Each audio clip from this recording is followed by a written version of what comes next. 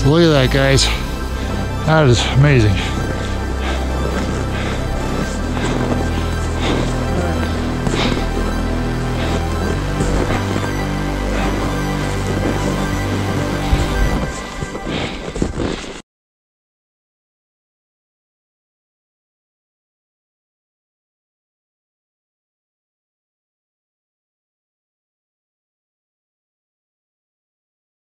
So here we are at the trailhead of Mayflower Gulch.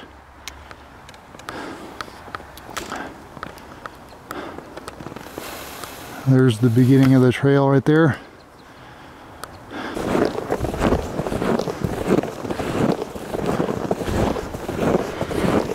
So we're in about a half a mile. It's a pretty gentle path going up. This time I've decided to pull a sled. Hi, Paul. Hey. That's Paul, my trusty assistant. Yes, master. So we have about a mile and a half to go to get up to the little cabins that we're trying to get to up in Mayflower Gulch. So we'll check back in a little bit.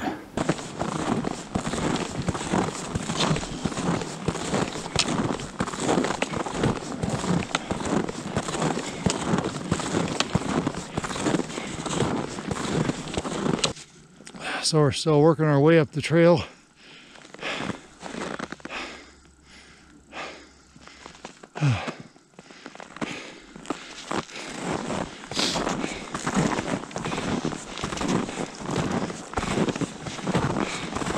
It's a nice steady incline.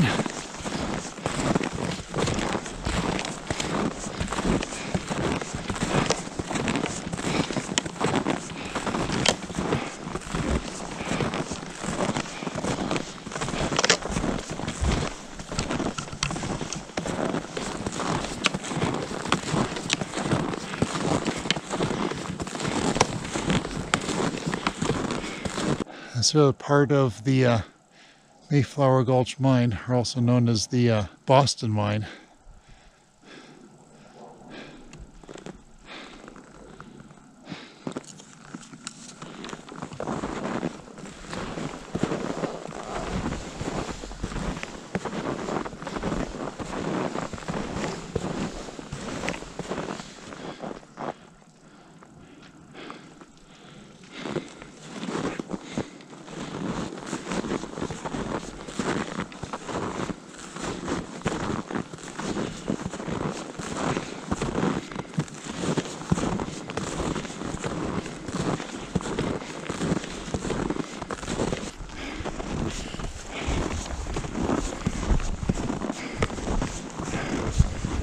You can see our first little clearing. We have about a mile to go before we get to those little old ruined cabins. So we're almost there. We're getting there.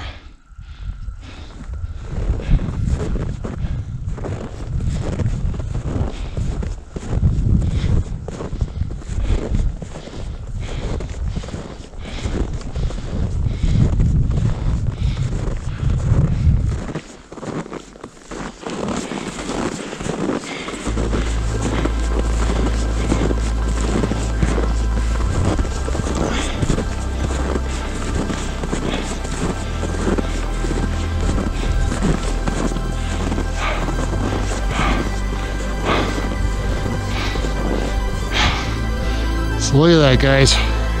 That is amazing.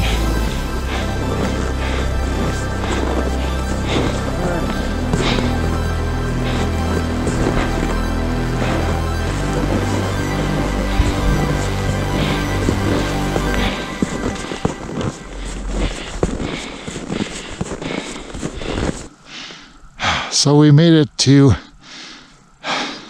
the little cabins of Mayflower Gulch. This was originally a Boston mine.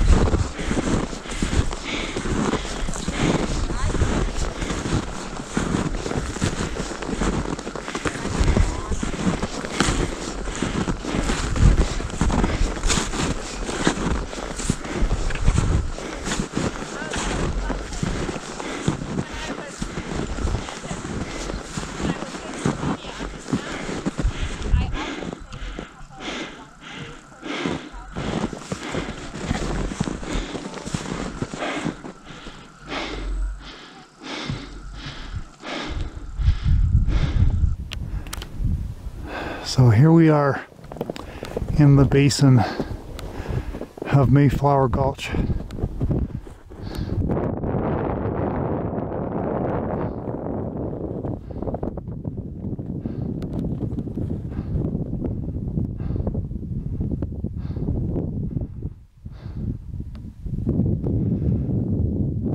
There's pretty much just these 3 cabins left.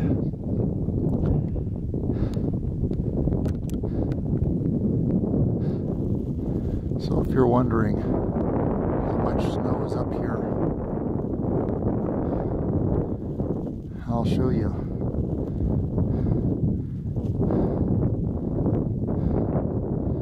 It's at least 3 or 4 feet. That's a gate buried in the snow. So here's where we're going to camp.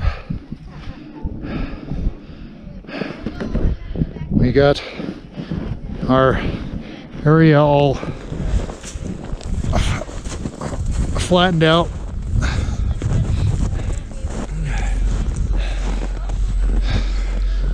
And here's our view.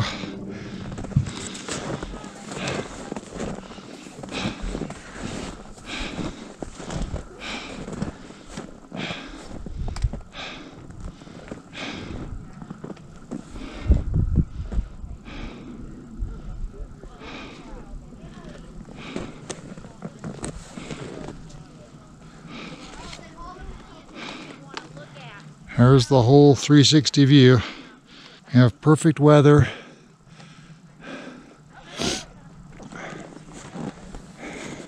Now we just got to set up the tent.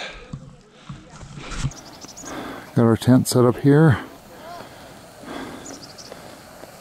Got our kitchen set up over there. And we got all this nice view. The cabins and the mountains and the valley. Now I would like to share some of my photos I took while hanging out in the basin of Mayflower Gulch for 2 days. The first photo I would like to share with you is one of the more common photos everyone likes to take when they reach the old cabins. Although this place is very beautiful, it is by no means peaceful. It is quite busy during the day. And because of the full moon, it was even busy at night. But while you are standing there in this magnificent basin, when standing in the place, one really does begin to feel small. I wanted to capture the grandness of the place.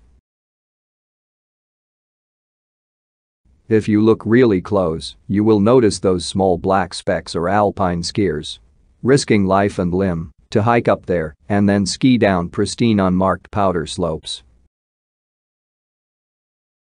One of the most intriguing parts of this place is the jagged mountains that surround this place. You just can't stop looking at them. But of course, the cherry on top in this winter wonderland is the only remaining fully standing log cabin. As your eyes bounce from mountaintop to mountaintop, your mind starts to wander. What was it like to live and work up here at 11,500 feet? So far away from the city, tucked away in a mountain valley in the 1800s. Trying to fight off Mother Nature at every turn. When you walk around this place, you can almost hear the whispers of old, saying, "There's gold in those hills."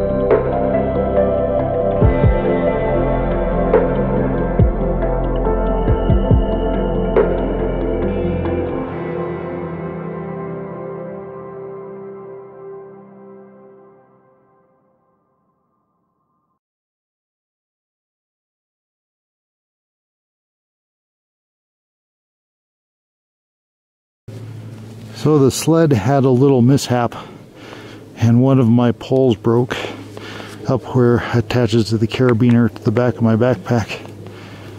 So we're kind of limping the sled back by having Paul hold the back end with the rope, and I have it still attached with one pole on the front. We tried to attach it another way, but it didn't work. The other pole, that is. So we're just going to limp back with one pole attached. So there it is. There's my trip. But I wanted to give you a little debriefing on some of the things that I did and why I did what I did. For one of the things I wanted to show you was why I brought a sled, and it was partially because some of the gear that I brought was a little bit too big just to all put in the backpack, especially for winter backpacking. So one of the first things that I wanted to show you was this, and this is the bear canister. Usually I only take this when I have to go to Rocky Mountain National Park, something that's required. Otherwise, I don't usually like taking it just because it's big and bulky. But I thought, being on this trip, that I didn't want to have to try to hang any of my food, that it would just be easier just to put my food in here, and then I just can set it on the ground and be done with it. And I really wasn't worried too much about anything or like getting to it anyway, but I figure it's just easier to be able to just put all the food in there, set it on the ground, and it was just easier. But like I said, being that I have this, it just takes up a lot of room, and already you have a lot of extra things you have to take along for winter backpacking, and so I just don't have the room to put this in the backpack with everything else. That's also another reason why I wanted to bring the sled. So another reason why I decided to take a sled is because this is the normal tripod I'll take usually when I go backpacking, and it's pretty small, pretty light, and this is the tripod I decided to take for this trip. It's carbon fiber. It is the lightest, nicest one I have, as in it's very sturdy, very solid. Obviously it's heavier than this one, but it's much sturdier. And being I knew I was going to be taking a lot of night pictures and stuff, and it's windy, I wanted to have a heavier, sturdier tripod to be able to deal with all that kind of stuff. So I decided to take that. Another thing I decided to take was my camera bag, which I had put my other 70 to 210 lens, and also I had a battery in case I wanted to do time-lapse stuff. So I brought this, which I put my 70 to 210 lens in here, plus a battery and a few other miscellaneous photo things. So that's one more thing that I can't put anywhere on me. Really, there's no way to put this on me, so I had to put this in the sled. That was another thing of why I brought the sled along. There's one more thing I wanted to show you guys, and that is I was doing a lot of night and very late in the day, but I was doing lots of HDR stuff. And so to be able to do that, I wanted to be able to use this little thing, which is a remote, which is nice, but it's small, and when you're wearing gloves and stuff and you have to sometimes take your gloves off and then take them on, it's kind of annoying. So I built this little thing, so I put this on me and then just cinch this up, and then I can let go of it and not lose it, and then do whatever I need to do. And then I would hold actually with this hand, and I would take pictures here, and then I would move the camera and adjust with stuff with my right hand, and then I'd take pictures with my left hand and adjust that way. And that's how I did all my HDR stuff. But it was much easier that then I could drop it and I don't lose it. So that was one of the great things that I was able to do, that I really like, of just coming up with a little tiny piece of cord attached to this. Helps out a lot, so I don't lose it and don't have to worry about setting it down. It just can let go of it and I won't lose it. So there you go. There's most of the reasons why I brought the sled. There's one other thing that you probably saw in the video that I'll talk about, and that was the poles that I pulled my sled with. They were, the reason why the pole, one of them broke, is they're just old. They were in my shed for a very long time, and so they're heating and cooling kind of thing. And so that just makes them very brittle. And on top of it, I also noticed that I had already pre-drilled some holes, and then I had in a part of the top part of the pole. And then I couldn't get carabiners to fit into it, so I had made some bigger parts go over that pole. But I didn't realize that that actually weakened that spot as well.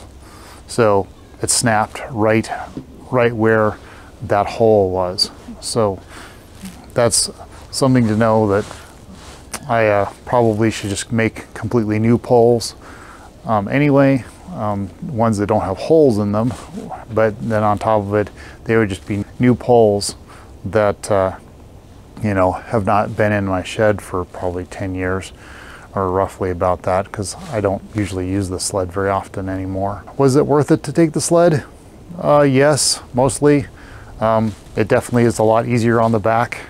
I wouldn't do the sled if it was any kind of, you know, off-trail, heavy snow, steep anything, because it is very difficult to deal with the sled when it gets to have like a big incline, or when it's heavy snow and you're trying to go up, you know, off the trail. It's just not worth it. But as long as you're on a packed trail and it's somewhat flat, or, you know, just a little bit of incline like this trail was, then yeah, it's worth it. I can be able to take more equipment that I need for photography and stuff. But there you go.